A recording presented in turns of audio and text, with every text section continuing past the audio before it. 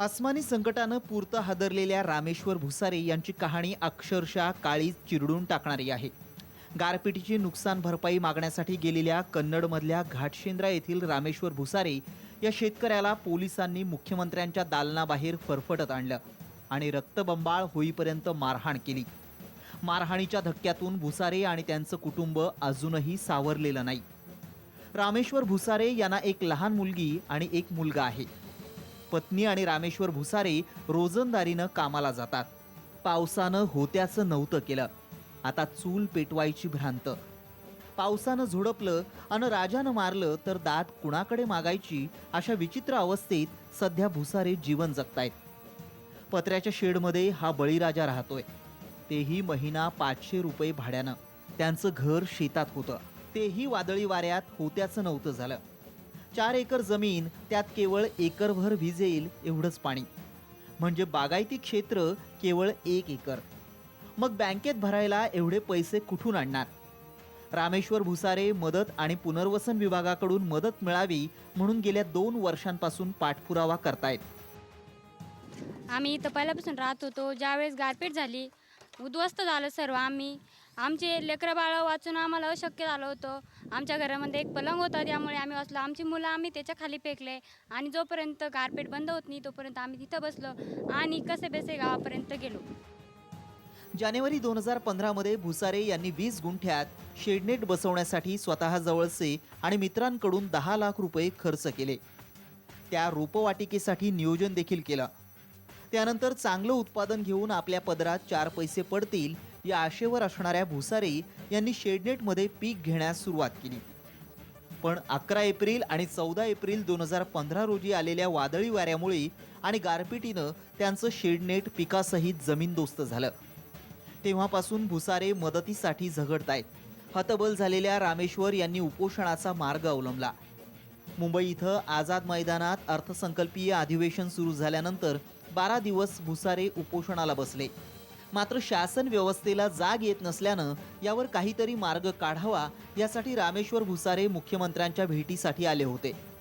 मात्र त्यांच्या पदरी आली मारहाण. आसमानी आणि सुलतानी संकटाचे सामना करणारे रामेश्वर भुसारेंच्या शेडमध्ये आपण आहोत. आपण थेट नेमकं काय घडले, काय त्यांच्या व्यथा, काय त्यांचा संघर्ष, त्यांची जिद्द, त्यांच्याच तोंडून आपण समजून घेऊया.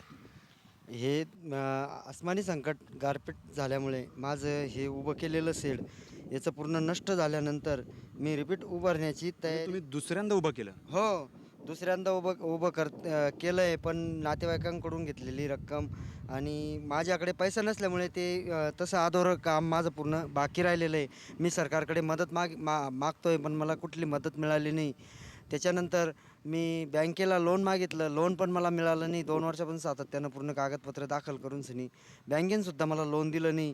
अगोदर काय अडचण दाखवली की बा तुमच्या कृषी विभागाची पूर्वसंमती आणा, अशी बँकेने मला अडवणूक केली. त्याच्यानंतर मग मी पूर्वसंमती आणली, मग ती दाखल केली तर बँक म्हणते 25% रक्कम तुमच्या खात्यावरती भरा, त्यावेळेस आम्ही तुम्हाला लोन देतो. आज 10 रुपये मिळण्याची माझी कंडिशन नाही आहे, तर कुठून आणणार आहे असं माझं हे झालं आहे. आणि जर मला ही काम करण्याची रिपीट जिद्द नसती तर मी इथंच ज्या दिवशी हे घडलं त्याच दिवशी आत्महत्या करून माझं जीवन संपवून टाकलं असतं.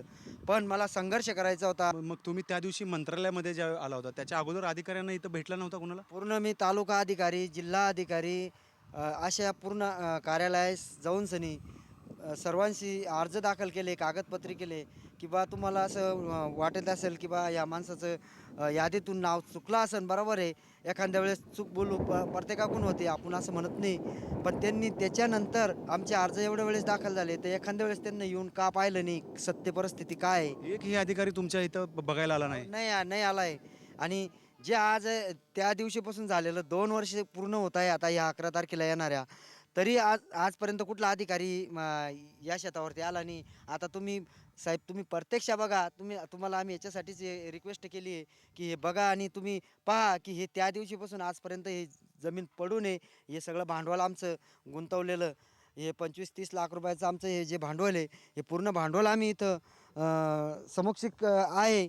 आता हे तुम्ही हे बघितल्यानंतर तुम्हाला योग्य वाटत असेल ते तुम्ही ठरवा आणि आम्हाला सांगा. बँकेनं तुम्हाला पत्र दिलंय की तुम्ही 25% रक्कम भरा, हो तर ते किती आहे 25%? 25% रक्कम आहे 4,80,000 रुपये. आज आमच्याकडे 4 रुपये नाही मिळणार आहे आणि आम्ही 4,80,000 रुपये कुटुंब भरायचे. CM साहेबांना मी 7/11ला एक निवेदन दिलेलं आहे. म्हणजे औरंगाबाद बैठकीच्या वेळेस. नाही 4/11ला एक दिलेलं आहे आणि 7/11ला मंत्रालयात येऊन पण दिलेलं आहे. त्याच्यानंतर परत मी सदाभाऊ खोत साहेबांच्या ML ID वरती एक निवेदन मेल केलेलं आहे. तुम्ही शिक्षण नाहीत, मग तुम्हाला मेल कसा केला तुम्ही? माझ्या मोबाईलवर त्यांच्या याच्यावरतून ML ID मी बोलवला. पण तो ईमेल ID तुम्ही कुठून केला मेल? एक बाजूच्या गावाला जाऊन सनी 15 किलोमीटरवरती आणि तिथल्या इरिगेशन दुकानावरून सनी त्या मेल करायला लावले. ते कागद माझ्याकडे जे होते ते मेल मी पाठवले आणि सगळ्यात अगोदर म्हणजे आमच्या औरंगाबाद पालकमंत्र्यांना मी ते मेल केलेले. त्यांनीसुद्धा माझे ह्या कार्य याच्यावरती कुठली हे केली नाही.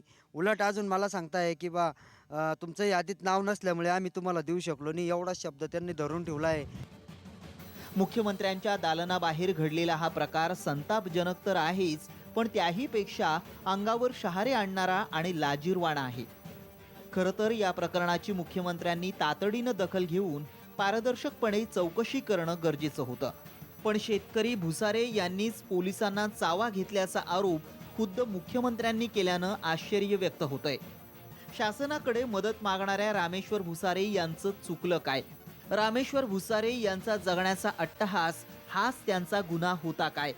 गळ्याला फास घेऊन जीवन संपवण्यापेक्षा संघर्ष करायचाय म्हणून मुख्यमंत्र्यांकडे साथ द्या अशी मागणी करणं गुन्हा आहे का? असे अनेक प्रश्न आता या निमित्तानं समोर येऊ लागले आणि याची उत्तरं सरकारला द्यावीच लागतील. कॅमेरामन इरफानसह ब्रह्मदेव चट्टे, औरंगाबाद.